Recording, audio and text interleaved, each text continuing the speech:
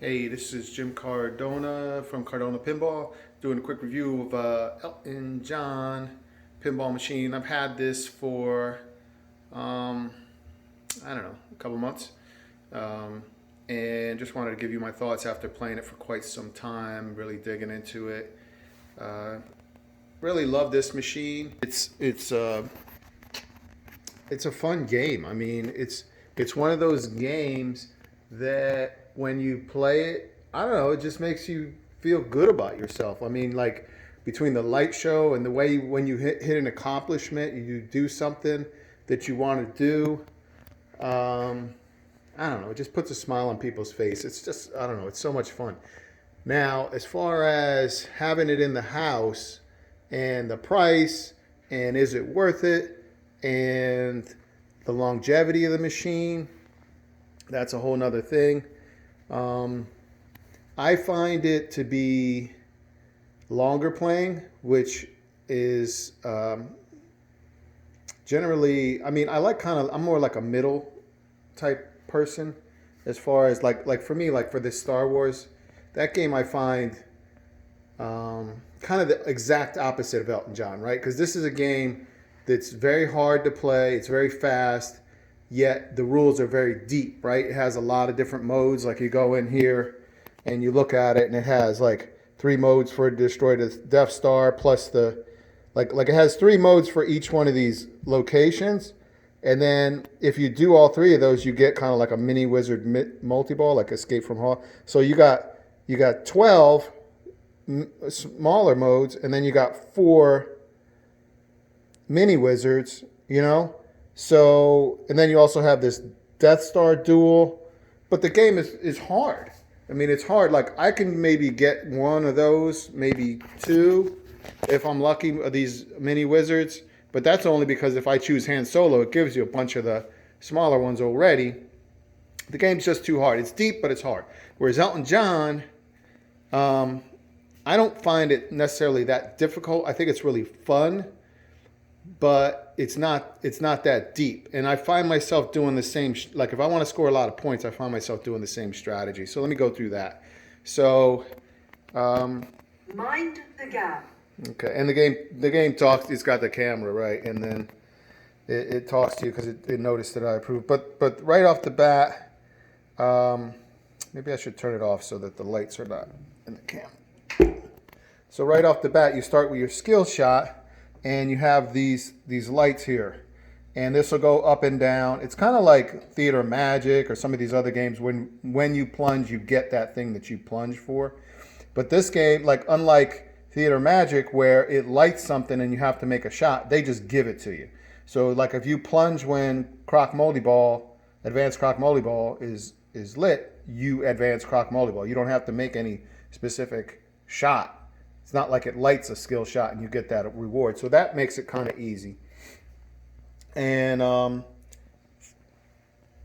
so the big points I never go for. Bonus X I never go for. Sometimes I'll do spot a star if there's a star that I just can't seem to get. Like if it's the last star, I'll hit that. But other than that, I'm always doing like Advanced Croc Moldy Ball or Rocket Fuel. Croc Moldy Ball is the easiest one to get. And after a while, you just get tired of playing it. You know what I mean? It's like, do I got to do Croc Moldy Ball every time? Sometimes twice, three times. It's really easy to get. You advance the thing. All that does is it lights the shot. Normally, you would have to hit these tiny targets to light it, which is not as easy as it looks to get that. A lot of times when I go off this upper flipper, I go in this lane, but hitting the T and the tiny dancers for me, I guess I'm not practiced enough for that. But you light this thing. So basically, what I can do is I advance things, so that lights the croc. Shoot the ball. It goes to the left flipper. Boom, shoot the croc. So there I already got a ball locked. And then you do it again, right? It gives you another ball. You hit the advanced croc. Boom, light it. Shoot here. Shoot the croc. Two shots, you're already in a moldy ball. Boom, you just started the game. You're in a moldy ball. You only have to lock two balls the first time. The second time you have to lock three balls. So then you're in a moldy ball. So then I just start collecting on my stars. So the goal is to get into any of these star modes, which are moldy balls. You have to, that's not that easy, but you have to collect all the stars. So to spell Elton, so like you got the Elton, and then as you spell those, it lights them up on his name. So once you hit every one of those once, then that lights this shot, which is a lot of people complain about because it bricks a lot. So like you shoot it up, and then if you don't shoot it perfect, it kind of goes halfway up and comes back down. And there's some people that are complaining that it's a problem with the ramp and that they should get a new ramp. I don't know.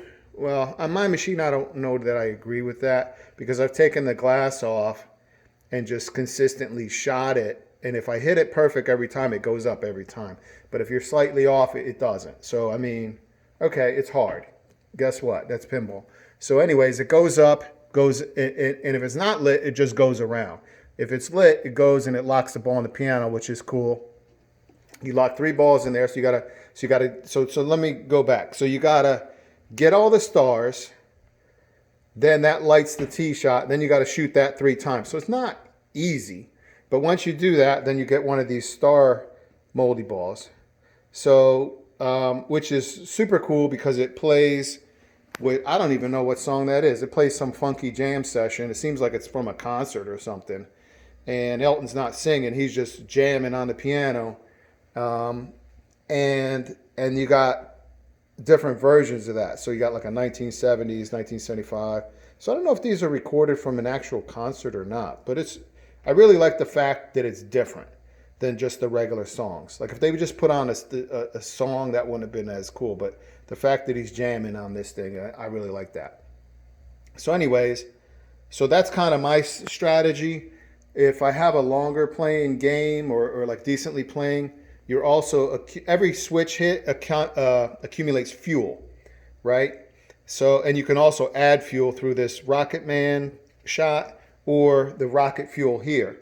And you have on the screen, there'll be, well, here's the rocket here, but on the screen, which is turned off, you'll have a little rocket and you'll show fuel. And once it's totally fueled up, if you shoot this rocket, and I really love this shot. It's got the target, the drop target, and it's not an easy shot, but it reuses the, it's kind of like, it uses the space which would normally be for the shooter lane on a lot of games. So it's using space that's kind of like normally dead space. So I really like that. So you shoot it there, it comes flying around, drops on the other ramp, flies around. It's like almost like a double fly around. It's pretty neat.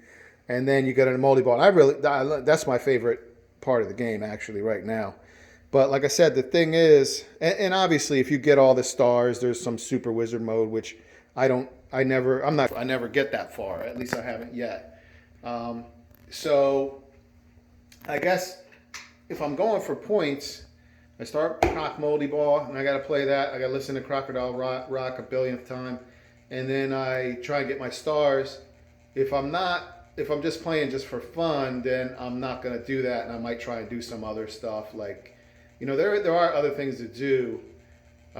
You get like super pops, super spinners. You can collect his wardrobe to get, I guess, put Elton John's clothes on. I don't know. He's naked. I don't know. And there's these other things, tiny targets, but they don't really feel like modes. They just feel like, I guess a lot of games have that where if you hit a certain shot enough, then boom, you get, okay, now we have super pops for the rest of the game. But it's not really a mode. It's just something that I accumulated so I can get more points. So the modes themselves don't seem like that much because you got Croc Moldy Ball, you got Rocket Man, which is, both of those are cool. Then you have the stars, which are hard to get to.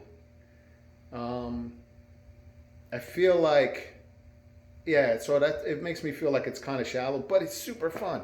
I don't know, and I really like it, but I guess it's that weird balance because I wasn't used to Jersey Jack making a game that was shallow because like the other games that I have a lot of familiarity with, like the Guns N' Roses, the Wizard of Oz, which I own both of those, and Dialed In, which is Pete's game, but I play it a lot. I like that game. They're all relatively deep games. I mean, sometimes, like I know the complaints, right? Wizard of Oz, people say, it's too hard to get some stuff started. So he feels like you're chopping wood. You got to hit the witch too many times, and going up top in the castle, you got to shoot it up there a lot before you finally get something going. And that's just because the settings, they didn't put enough settings in there. I wish they would have put more settings that I could have made that game, certain aspects of the game, easier. Like, why do I got to start the witch 3 or 4 times and shoot? I got to shoot the witch like 20 times, you know, or maybe that's an exaggeration, but a lot of times, you know. But I still like the game, you know, and there's a lot of depth to it. And same thing with Guns N' Roses. I really like that game. I know people say, okay, it gives you moldy balls too easily, and maybe that's true. But there's a lot of settings in there that you can tweak that around, and I got mine set up where it's not as easy. But I feel weird that you know, I wasn't expecting this. Dialed In's got tons of modes in it, and then you go to Elton John, and it's kind of like, you know, I really love the game, but I feel like I don't know. I could use some more rules or do something different. Anyways, that's my review of it. Well, Foo Fighters just downloaded code, and now it's rebooting. So that was what that sound was. And so there you go. Talk to you.